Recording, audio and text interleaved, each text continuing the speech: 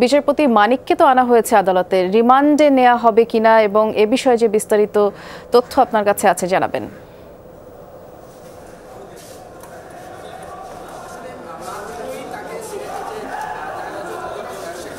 প্রথম আদালত ছিলেন, সেখানে সেই কক্ষের ভিতর তাকে প্রবেশ করানো হচ্ছে এবং আমরা দেখেছি যে গণমাধ্যম কর্মীরা এই এখন আদালতের সামনে আসলে অপেক্ষা করছেন এবং ঠিক নিচে আমরা দেখেছি যে বিএনপি এবং বিভিন্ন রাজনৈতিক সংগঠনের যারা নেতা কর্মীরা তারা আসলে জড়ো হয়েছিলেন এবং যখনই তাকে বহনকারী যে পুলিশের প্রিজন ভ্যান সেটি আসে তখনই আমরা দেখছিলাম যে কিছুটা অস্থিতিশীল পরিবেশ সেখানে তৈরি হয়। অনেকে নানা ধরনের স্লোগান দেন, অনেকে আসলে যে বিভিন্ন জিনিস নিয়ে আসলে তার গাড়িতে ছোড়ার চেষ্টা করেছিলেন। আমরা দেখেছি যে পুলিশের বিশাল একটি বহর কিন্তু এখানে অবস্থান করছে এবং আমরা এখন পর্যন্ত জেনেছি যে তাকে 54 ধারায় আসলে হয়তো গ্রেফতার দেখানো হতে পারে, যেহেতু তার বিরুদ্ধে আসলে ঢাকা নোয়াখালীতে পৃথক মামলা রয়েছে। ফলে সেই যে মামলাগুলোতে সেগুলোতে হয়তো তাকে আসলে গ্রেফতার হতে এখন 54 ধারায় গ্রেফতার দেখিয়ে সেগুলোতেও আসলে গ্রেফতার দেখানো হতে পারে, সেটি পুলিশের তরফ থেকে আমরা এখন পর্যন্ত জেনেছি। তবে এখন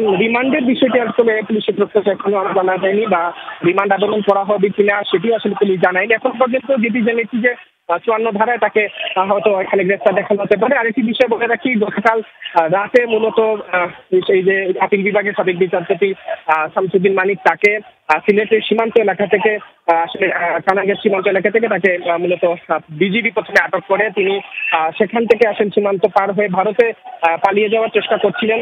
তখনই আসলে স্থানীয়দের খবরের বরাতে বিজিবি সেখানে যায় এবং সেখানে গিয়ে তাকে আটক করে গতকাল রাতে এবং পরে সেখান থেকে আমরা দেখি যে সীমান্ত এলাকা থেকে রাতেই তাকে সিলেটে আনা হয় এবং ঘুরে পুলিশের কাছে আসলে আমরা দেখেছি তাকে হস্তান্তর করা হয় এবং যখনই তার যে এই যে খবরটি প্রচার হয় যে তাকে আদালত আনা হবে, আমরা দেখেছি যে বিপুল সংখ্যক বিএনপির বা অন্যান্য রাজনৈতিক সংগঠন অনেকেই সাধারণ ক্ষুব্ধ মানুষ তারাও আসলে এখানে জড়ো হয়েছেন।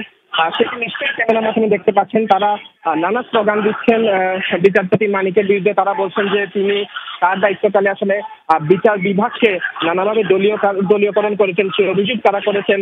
পাশাপাশি কোটা সংস্কার আন্দোলনের সময় তিনি একটি আসলে টকশোতে যেভাবে কথা বলেছেন সেই যে কথাগুলো, সেই যে অভিযোগগুলো, সেই বিষয়গুলো তারা এখানে নানা স্লোগান দিচ্ছেন এবং তারা বলছেন যে আগামীতে বাংলাদেশের বিচার বিভাগ যাতে স্বাধীন হয়, কেউ যাতে এই ধরনের স্পর্ধা অর্থাৎ বিচার বিভাগকে কেউ রাজনীতিতে আসলে ব্যবহার করতে না পারে, সেই বিষয়ে আসলে যাতে একটা ইতিহাস হয়ে থাকে, সেজন্যই তারা আসলে এই ধরনের প্রোটেস্ট করছেন, এই ধরনের আসলে তারা করছেন। সেটি দেখতে আমরা এই মুহূর্তে দেখতে আসলে সেনাবাহিনীর কিছু সদস্যরা সিলেটের যে আদালত প্রাঙ্গণ সেখানে তারা এসে উপস্থিত হয়েছেন এবং বিপুল সংখ্যক পুলিশের উপস্থিতি আমরা প্রথম থেকে আসলে দেখেছিলাম এবং আজ দুপুর 12টার পর থেকে আসলে একটি খবর ছিল যে তাকে আদালতে তোলা হবে। তবে সেই 12টা অর্থাৎ বেশ খানিকটা পর বিকাল ঠিক 4টায় পুলিশের প্রিজন ভ্যানে করে তাকে আসলে এই যে সিলেটের চিফ জুডিশিয়াল ম্যাজিস্ট্রেট আদালতে সেখানে আসলে তোলা হয়েছে।